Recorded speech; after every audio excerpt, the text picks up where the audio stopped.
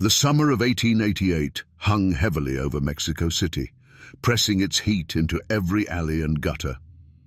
In the poorest districts, where crooked shacks leaned against each other like exhausted men, disappearance was a common whisper, especially when the missing were women of the night, those the city preferred not to see. But on the morning of April 13th, 1888, even hardened officers felt the air tighten. A woman's body had been found in a drainage ditch near Callejón de los Árboles. The scene was not chaotic, not the result of drunken rage or street violence. The wounds were deliberate, the placement of the body purposeful. There was no sign of a struggle, as if the victim had been guided, not attacked.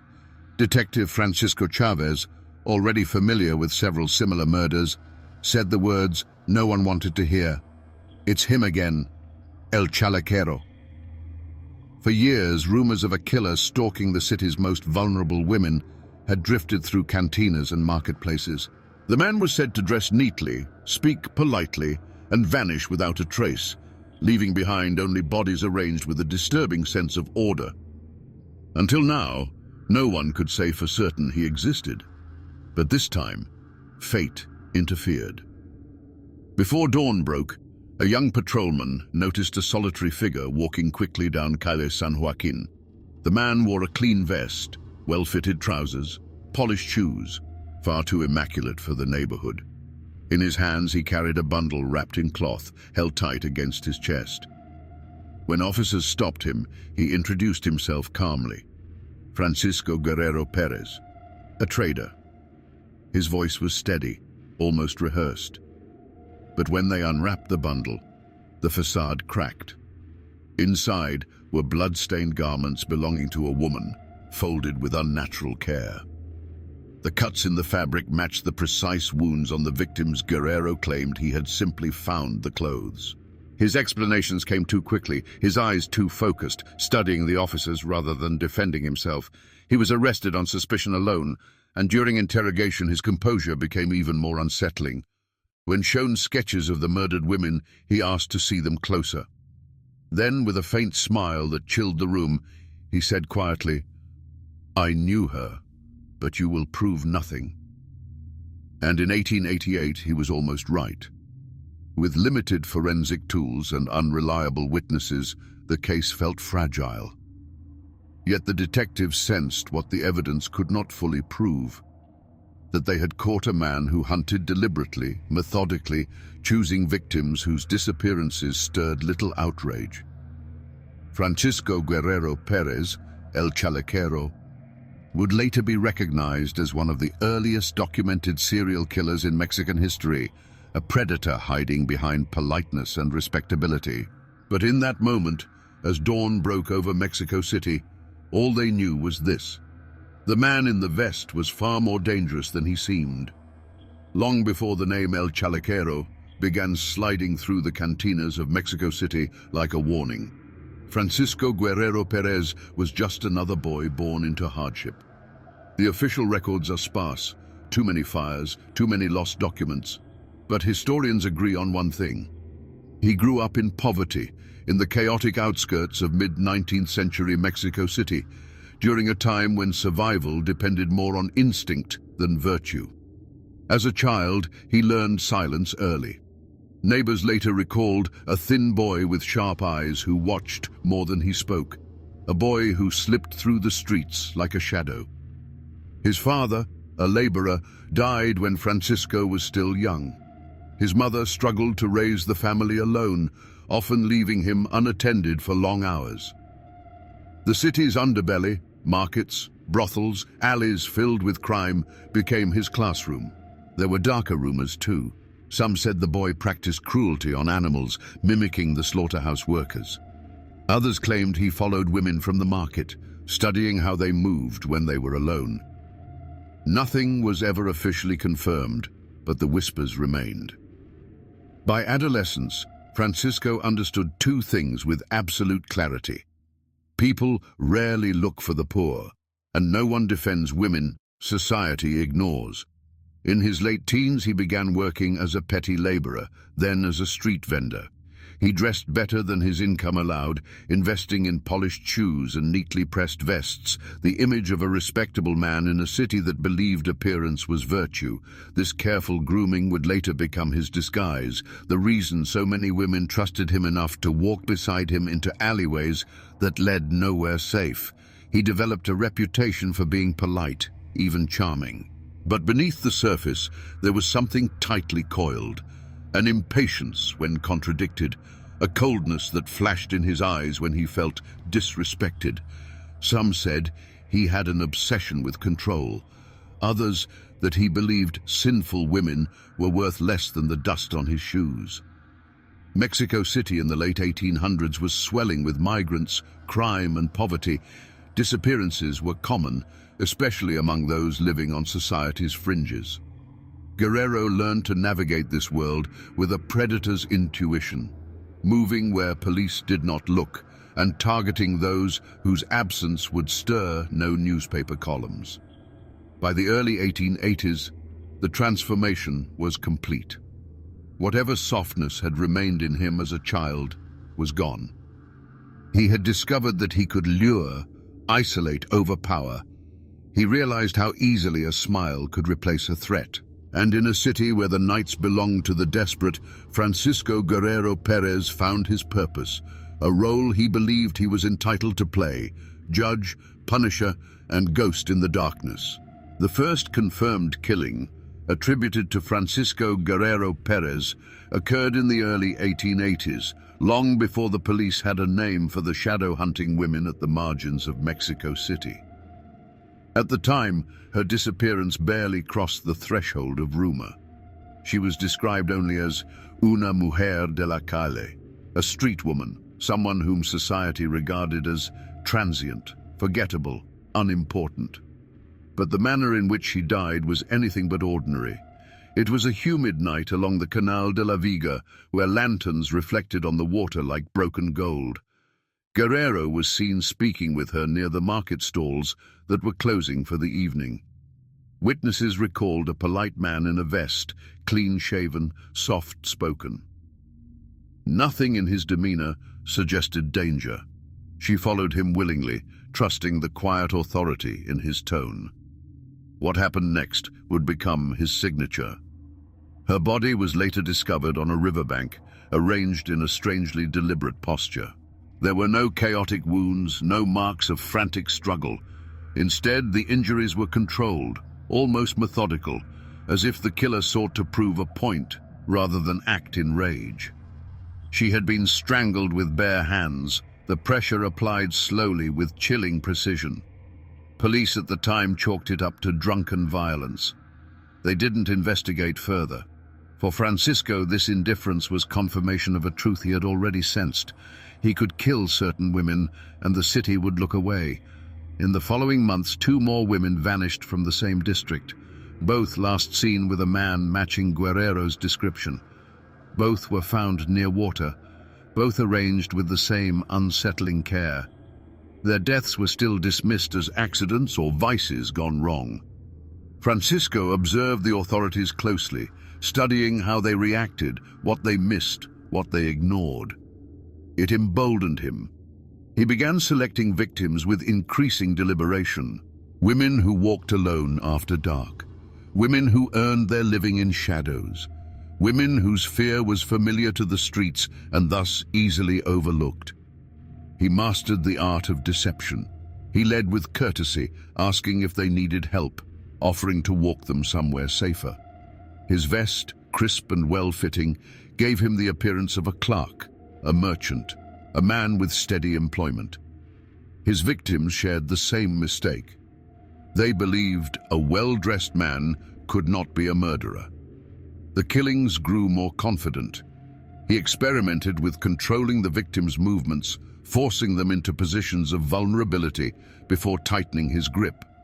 Each act refined his sense of power, a ritual of dominance rather than chaos. It wasn't frenzy. It was the cold satisfaction of a man who saw himself as an enforcer of his own private morality. By 1887, whispers finally began to surface. Women warned each other of a polite man in a vest. Some refused to walk alone at night, but still no one named him. No one recognized the face behind the charm. The killer was becoming a phantom, felt, feared, but unseen. And Francisco Guerrero Pérez cherished that invisibility. He believed he deserved it.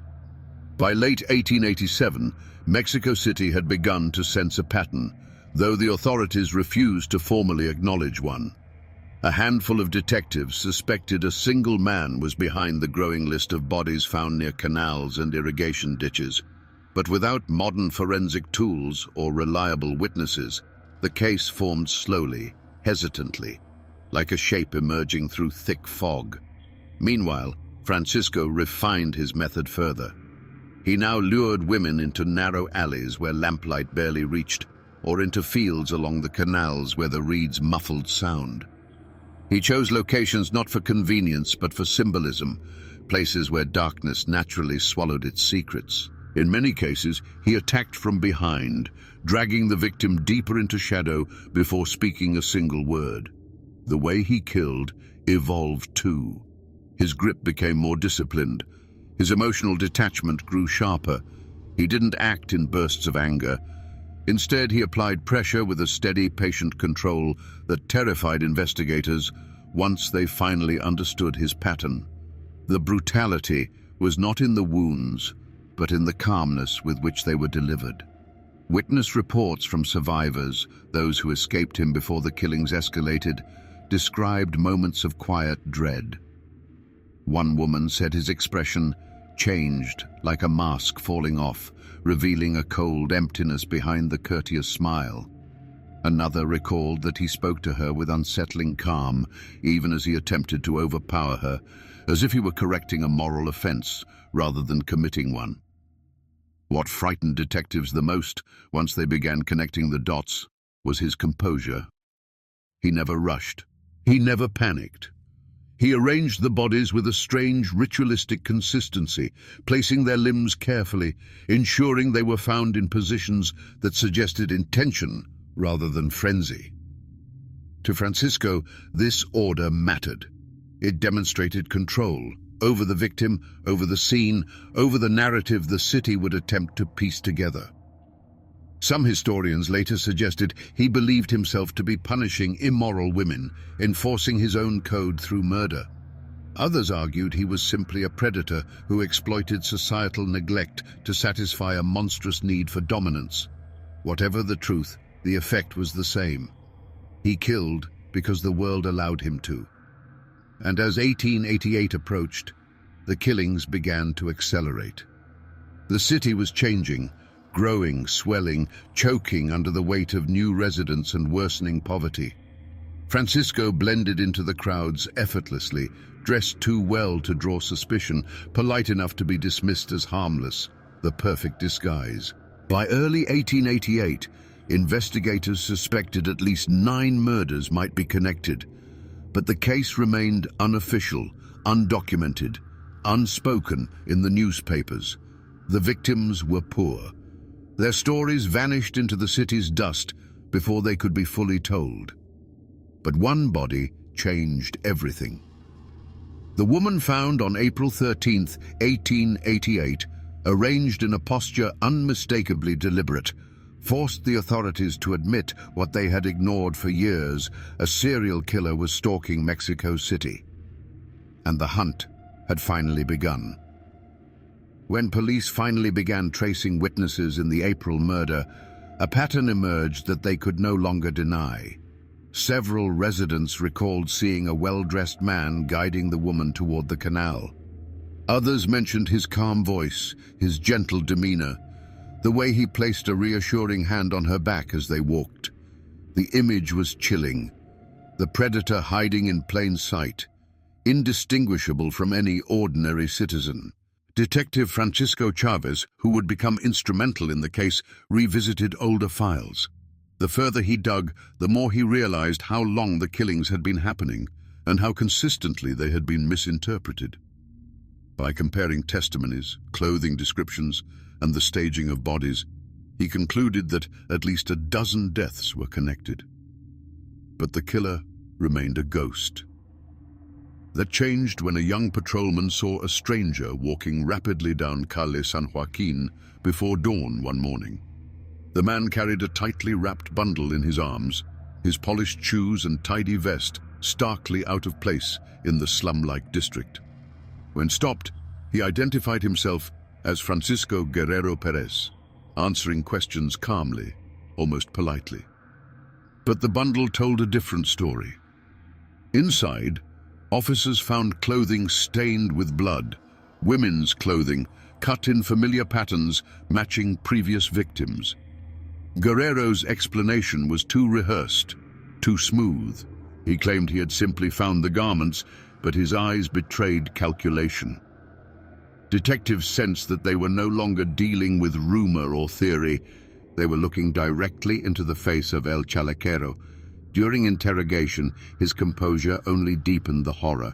When shown sketches of the murdered women, he leaned forward with unsettling interest. His expression remained neutral, almost curious, as if he were studying pieces of art rather than evidence of death. He denied everything, confessed nothing, but the calmness with which he examined the images told investigators more than words ever could. The monster they sought did not see himself as a monster at all. He viewed himself as a corrector, a judge, a keeper of order. His trial, though historic, captured only a fraction of the truth. The evidence was strong enough to convict him for a single murder. But Guerrero's coldness, the ritualistic staging, the pattern repeated with frightening precision, all pointed to a far longer reign of terror. Experts now estimate he killed at least 20 women, possibly more, and even after his conviction, he never expressed remorse, only annoyance at being caught. To the end, he believed the city misunderstood him, but Mexico City remembered. And decades later, his name remains engraved in its history as one of the earliest and most chilling serial killers to walk its streets. By the time the police finally acknowledged the presence of a serial predator in Mexico City, the killer had already reached the height of his confidence. Francisco Guerrero Pérez had operated for years without consequence, slipping through the city's underbelly like a well-dressed phantom. The authorities, now panicked, began retracing every unsolved disappearance from the last decade. Murders once dismissed as drunken altercations, robberies gone wrong, or the tragic consequences of life on the streets. A chilling realization emerged. The same man had been haunting their districts for years. Witnesses, who had never been questioned before, now came forward with murmured recollections. A polite man offering help, a gentle voice guiding a woman toward a quieter street, a vest so clean it seemed unnatural in such poor neighborhoods. Many dismissed their memories at the time, believing no danger could come from someone so carefully groomed. Now these forgotten glimpses were vital threads in the unraveling of Guerrero's crimes. The detectives began assembling a timeline. Bodies found near canals in 1880, 1882, 1884. They all carried the same haunting signs of controlled violence.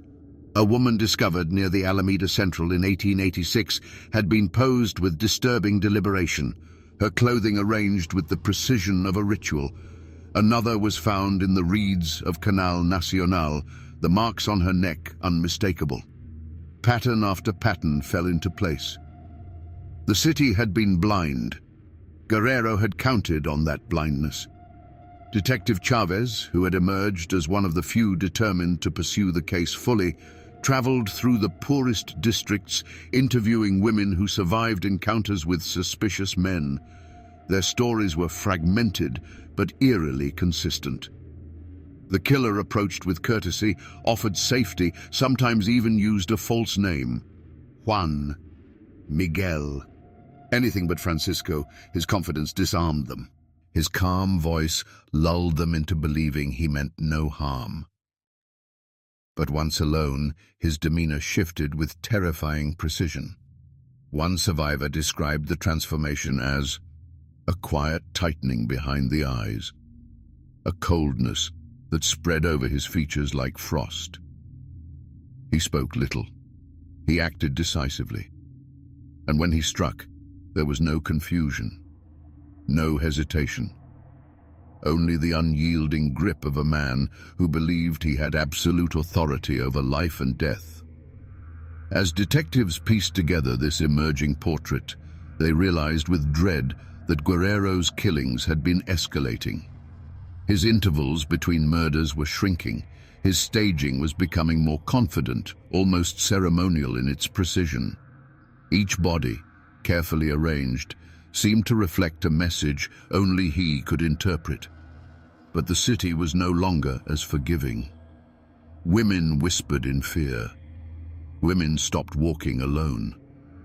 Every well-dressed stranger became a potential suspect. The predator felt the pressure tightening around him, and like many killers before him, he responded by becoming more dangerous. The investigation, now formally opened, forced detectives into the darkest corners of Mexico City, places where the city's moral codes collapsed under poverty and desperation. The more they searched, the more Guerrero's audacity shocked them. He had moved freely in these districts, navigating them with a predator's instinct, selecting victims with chilling clarity. His victims shared common traits: isolated, vulnerable, women with few connections and fewer protectors. Many lived transient lives, drifting between markets, brothels, and makeshift shelters. Police realized why the case had remained invisible for so long. These women lived on the margins of society, and their disappearances rarely stirred official concern. Guerrero had exploited this indifference masterfully. Detective Chavez arranged for increased patrols in potential hunting grounds. Officers watched the canals, the narrow alleys near La Merced, the abandoned buildings lining the outer districts. Yet Guerrero remained elusive. His ability to blend in, his neat attire, his calm demeanor, allowed him to walk past patrolmen unnoticed. Meanwhile, more bodies surfaced. One woman was found near Aqueducto de Chapultepec, her posture unmistakably arranged. Another, discovered near a former irrigation ditch, bore the same marks of controlled force. The positioning of her arms and the careful placement of her torn blouse confirmed what detectives now feared. The killer was not just murdering. He was leaving messages, but interpretation remained impossible. Guerrero's mind was closed, sealed, inaccessible. Investigators could only reconstruct his thinking through patterns, his obsession with control, his disdain for certain women, his desire to enforce his own twisted moral order. The press eventually learned enough to ignite public panic. Newspapers called the killer El Chalequero, the vest-wearing man, a nickname born from witness descriptions of his immaculate clothing. The name stuck instantly. It captured the duality of his existence: a gentleman outwardly, a predator beneath. Public outrage forced the police to intensify their search, but it also complicated the investigation. False leads poured in. Innocent men were questioned. Vigilante groups formed in the poorest districts. Women traveled in pairs, gripping one another's arms tightly whenever a stranger approached. And through this rising chaos, Guerrero continued to evolve. He changed his walking routes. He varied the times he struck. He altered his victim selection slightly, sometimes choosing women from slightly more populated districts just to test the city's vigilance. These shifts created new challenges for detectives who found themselves constantly adjusting their strategy. Chavez realized something crucial. The killer was watching the investigation too. He seemed to anticipate patrol routes, avoid checkpoints, and strike only when the police presence thinned. It was as if he lived one step ahead, feeding on the city's confusion. But every predator eventually slips. And Guerrero's mistake came not from arrogance, but from a single miscalculated moment of convenience. In early April 1888, as pressure mounted and the city's fear reached a breaking point, Guerrero made the first error in his long career of manipulation and concealment. Surveillance in the districts had intensified. Patrolmen were now instructed to stop and question well-dressed men traveling alone before dawn, an instruction clearly inspired by the growing description of El Chalequero. On the morning of April 13th, long before the sun had touched the rooftops, a young officer spotted a solitary figure moving quickly down Calle San Joaquin. The man's vest was immaculate as always, his posture composed, but his pace was too hurried. Most telling of all was the tightly wrapped bundle he carried against his chest, suspicion finally aligned with circumstance. The patrolman approached him, asked a few routine questions, and received calm, courteous answers. The man identified himself as Francisco Guerrero Pérez, claiming to be a trader delivering cloth.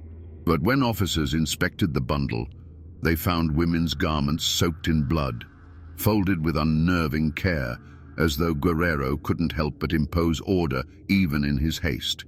The patrolman arrested him immediately. At the station, Guerrero maintained his composure. He insisted he had simply found the clothing near the canal. But the evidence was no longer subtle. Officers showed him sketches and testimonies. They asked about his movements in the districts where bodies had been found. With every question, his calmness cracked only slightly. Yet that was enough. Detective Chavez recognized what the killer was desperately trying to hide: fear. Not of guilt, but of losing control. The investigators interrogated him for hours. Guerrero denied everything, but the confidence that once defined him evaporated. He studied the drawings of victims too closely, his eyes lingering in ways that betrayed familiarity. When he realized the detectives noticed, he looked away, but too late. The facade had shattered. A search of his home revealed more damning clues: garments, personal items likely belonging to victims, and tools that matched marks found on bodies. None of it was conclusive enough for the standards of modern evidence. But for 19th century Mexico City, it was devastating. Guerrero was charged and brought to trial. Crowds gathered outside the courthouse, shouting curses. Women clutched one another, staring at the man who had hunted their streets for years. He sat calmly throughout the proceedings, denying every accusation, insisting he was being framed. But the city had already decided his fate. The verdict, guilty, echoed through the courtroom. Yet the true horror lay in what investigators could never fully prove. How many had there been? How many women vanished without record? How many families mourned quietly, never knowing the name of the man responsible? Historians estimate at least 20 victims. Some claim more than 30. The truth will never be fully known, but the city remembers.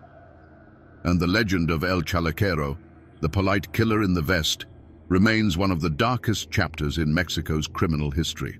The arrest of Francisco Guerrero Pérez did not end the fear in Mexico City. It merely shifted it. In the days that followed, the police found themselves confronted with a torrent of public rage, despair, and suspicion. Women from the poorest neighborhoods approached the courthouse with trembling hands, offering statements about missing relatives. Journalists crowded the narrow streets, shouting questions, desperate to frame the story before their rivals.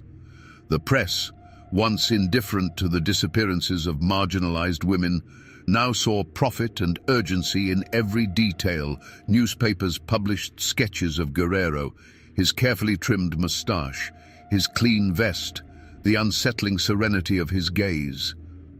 The public wanted answers. They wanted a story that made sense of the horror that had seeped into their streets for nearly a decade. Detective Chavez, who had pursued the case longer than most, became the central figure of the investigation. He documented everything: testimonies, recovered objects, patrol routes, patterns of attack. His notes read like a map of human tragedy. Each line pointed to a woman whose life had ended in silence, whose death had gone unacknowledged by the authorities until it was too late. Chavez was methodical. He questioned vendors, brothel owners, washerwomen, and night watchmen. He reconstructed the routes Guerrero walked, tracing them through the muddy lanes of La Merced, along the dark waters of Canal Nacional, and past the crumbling walls of old irrigation ditches. Everywhere he went, the same sentiments echoed. We saw him. We thought he was safe. He looked like a gentleman.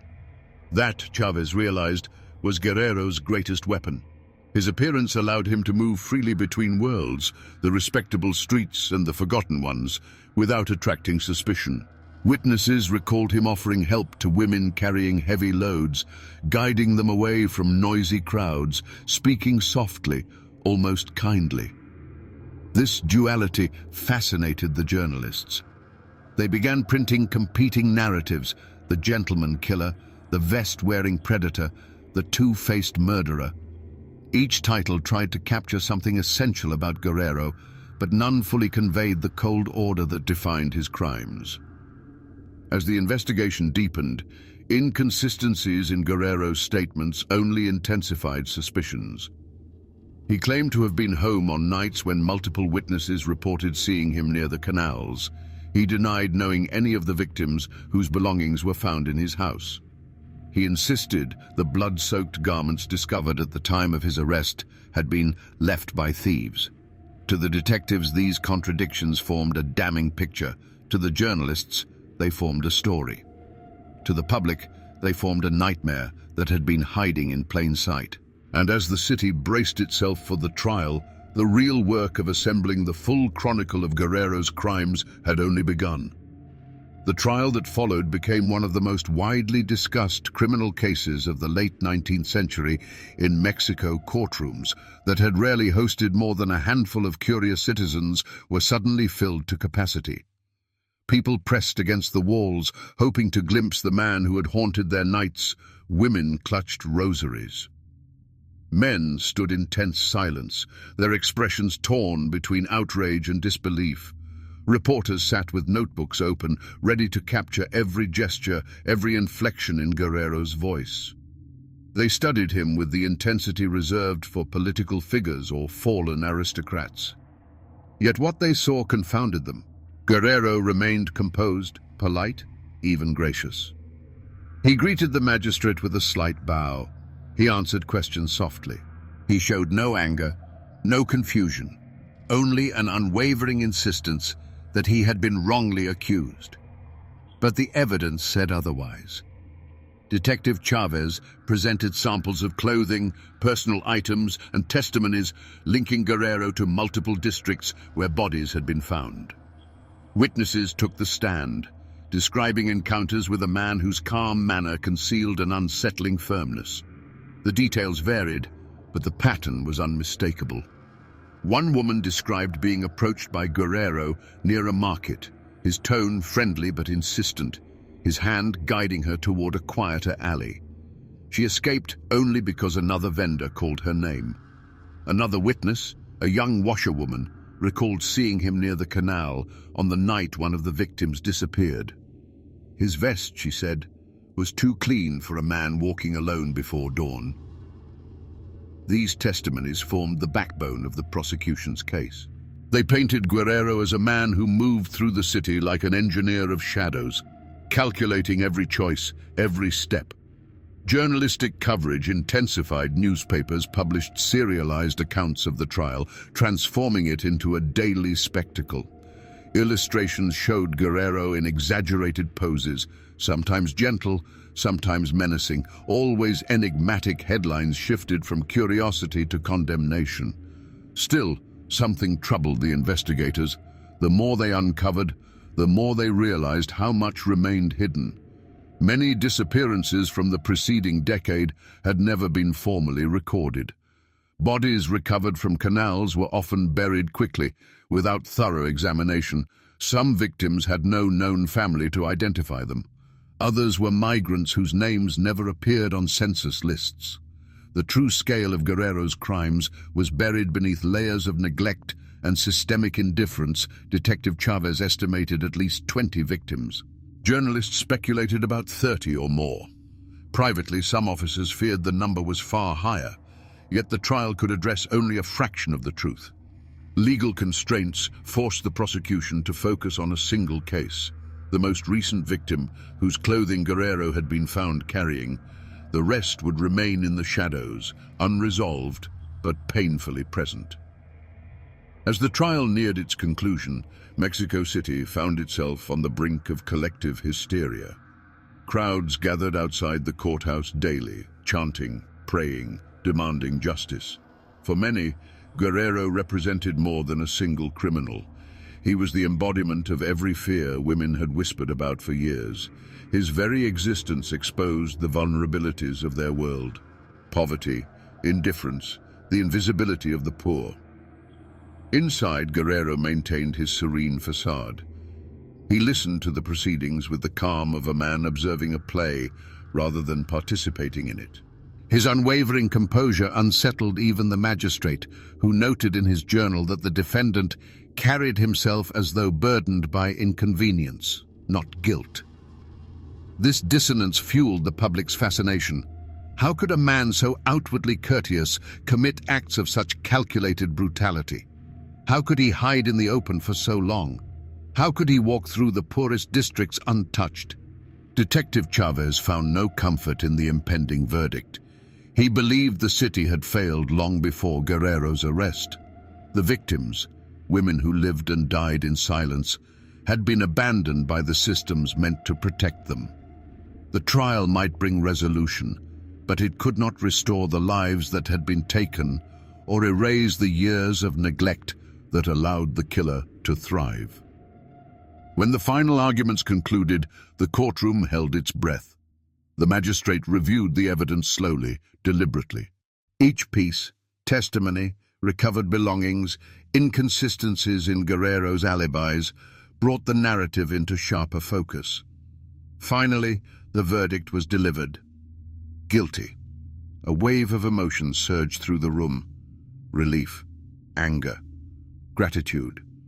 Fear lingering at the edges, as though the shadow of El Chalequero might return if anyone blinked too long. Guerrero did not react. Not a flicker, not a tremor. It was as though he had anticipated this outcome all along, as though his internal world operated on rules entirely separate from those of ordinary men. The aftermath was immediate. Newspapers proclaimed the victory of justice. Headlines praised the diligence of detectives and the courage of witnesses.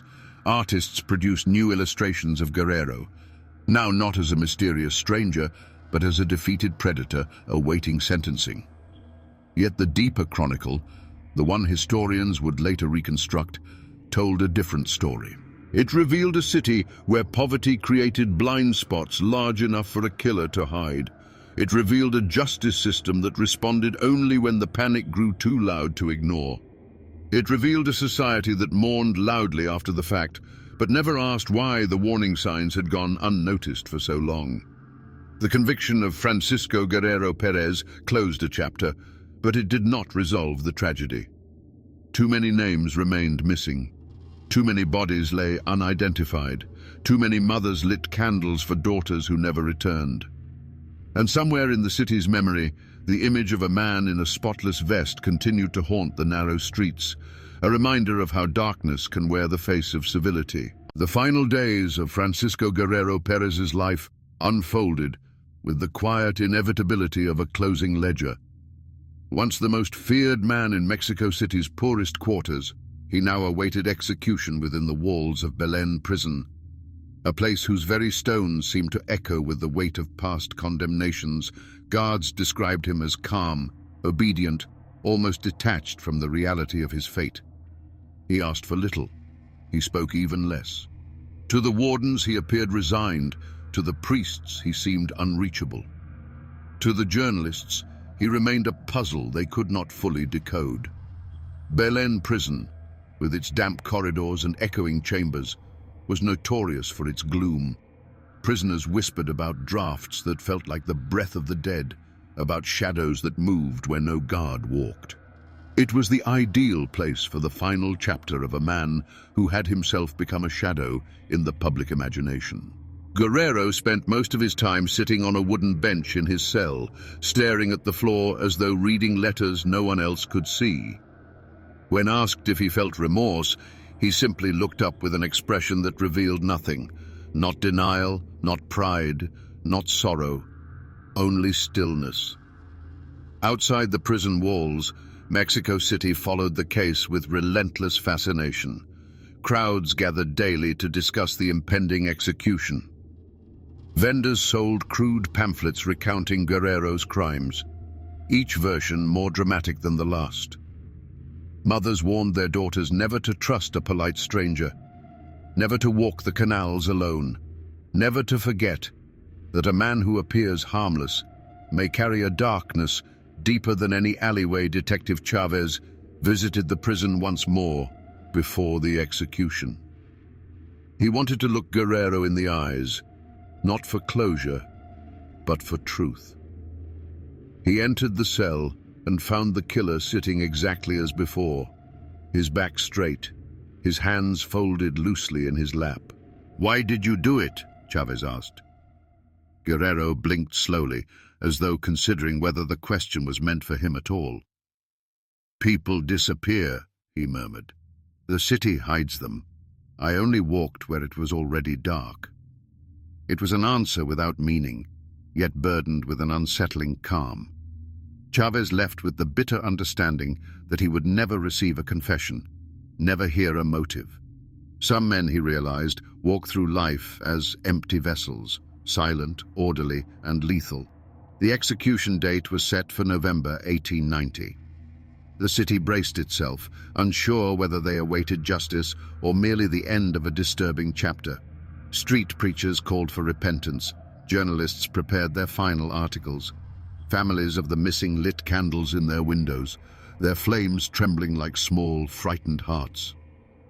And in his cell, Guerrero continued to sit in perfect stillness, as if time itself were an inconvenience he intended to ignore until the very last moment.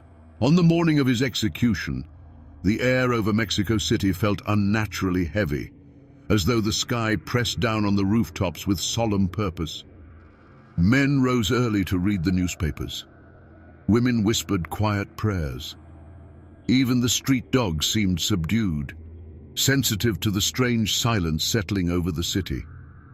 Inside Belén prison, the routine moved with mechanical precision. Guards walked the corridors, their footsteps echoing like hollow knocks against wooden coffins. The execution platform had been prepared the previous night. The rope, fresh and pale, hung motionless in the dim light. Guerrero was led from his cell shortly after dawn. He did not resist. He did not speak. He moved with the steady gait of a man heading not toward death, but toward an appointment he had known about for years.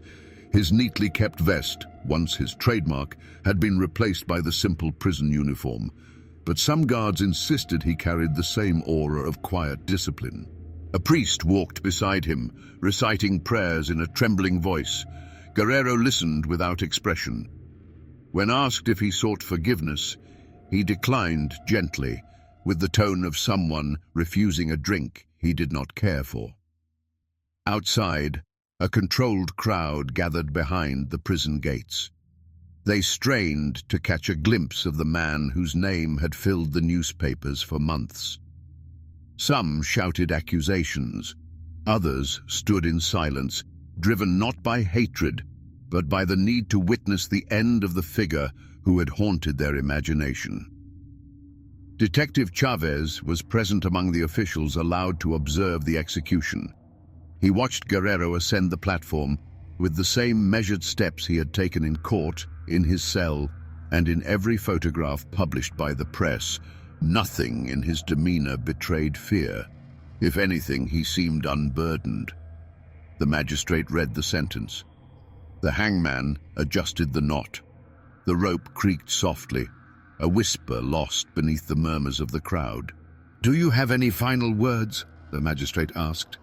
Guerrero looked out over the assembled officials and distant onlookers. His expression remained steady, his voice barely above a murmur. "The city forgets quickly." It was a sentence that chilled even the most hardened of guards. Not remorse, not denial. A simple truth whispered by a man who had walked freely through the city's blind spots for nearly a decade. Moments later, the platform opened. The crowd gasped. The rope tensed. Silence followed, long, heavy, unyielding. Detective Chavez closed his eyes. Justice had been served, but the weight in his chest did not lift. The execution ended a life, not the consequences of it. Outside the prison, the crowd dispersed slowly, as though reluctant to re-enter a world unchanged by the morning's event. The newspapers, however, wasted no time. By afternoon, new editions hit the streets with headlines declaring the end of El Chalequero. But even the boldest typefaces could not fully extinguish the shadow Guerrero had cast. In the weeks following Guerrero's execution, Mexico City entered a peculiar state of reflection. The panic that had once gripped the streets was replaced by a quiet, uneasy contemplation. People wanted to believe the danger was gone, yet many found themselves looking over their shoulders more often than before, uncertain whether one man's death could truly erase years of fear. Detective Chavez poured his remaining energy into reviewing the unsolved disappearances that had accumulated during Guerrero's active years. He opened old case files, revisited witness statements, and walked again along the canals where so many victims had been found. Despite the city's desire for closure, Chavez could not shake the suspicion that the full truth would never be known. Some of the bodies recovered in previous years bore no definitive link to Guerrero, yet the timing and the locations suggested a pattern too consistent to ignore. But without irrefutable evidence, those victims would remain nameless shadows, their stories forever entangled with Guerrero's but never formally acknowledged by the law. Journalists attempted to reconstruct the complete chronology of the murders, publishing long columns that blended fact, speculation, and dramatic flair. Illustrations of Guerrero circulated widely, some portraying him as a monstrous figure lurking in alleyways, others depicting him as an unassuming man blending into crowds. None were entirely accurate. All were unsettling. Historians later described the case as a turning point in Mexican criminology. It exposed the fragility of policing in rapidly growing urban areas, the vulnerabilities of marginalized communities, and the dangerous ease with which a determined predator could exploit social neglect. Guerrero's crimes were not merely acts of individual brutality. They were symptoms of a broader societal blindness. As winter settled over the city, the canals grew colder, the streets quieter. A few families visited the sites where their loved ones had vanished, leaving flowers or handwritten notes. Others tried to forget. Some succeeded, most did not. Belin prison eventually resumed its usual rhythm. The execution scaffold was dismantled. The wardens moved on to other prisoners, other cases. Yet the guards who had witnessed Guerrero's final moments spoke of him with an unease that did not fade. They recalled his stillness, his lack of fear, the strange composure that lingered in the air even after his death. Detective Chavez, nearing the end of his career, kept one object from the investigation, a small notebook containing his earliest observations about the case. Its last entry read, "Evil hides in order, in clean clothes, in polite gestures. In the silence of those who assume danger must look dangerous." It was a lesson the city would not easily forget. Francisco Guerrero Pérez was buried without ceremony in a modest grave outside the prison grounds. No family claimed the body. No priest gave a eulogy. Only a handful of officials attended, their breath visible in the cold morning air. Years later, weeds covered the grave, and the wooden marker decayed. The name faded. The city, as Guerrero predicted, forgot quickly. But in the quiet corners of old neighborhoods, in the dim alleys beside the still canals, stories persisted. Whispers about the man with the spotless vest, the gentleman who walked with measured steps, the shadow who approached softly, politely, before the darkness closed in.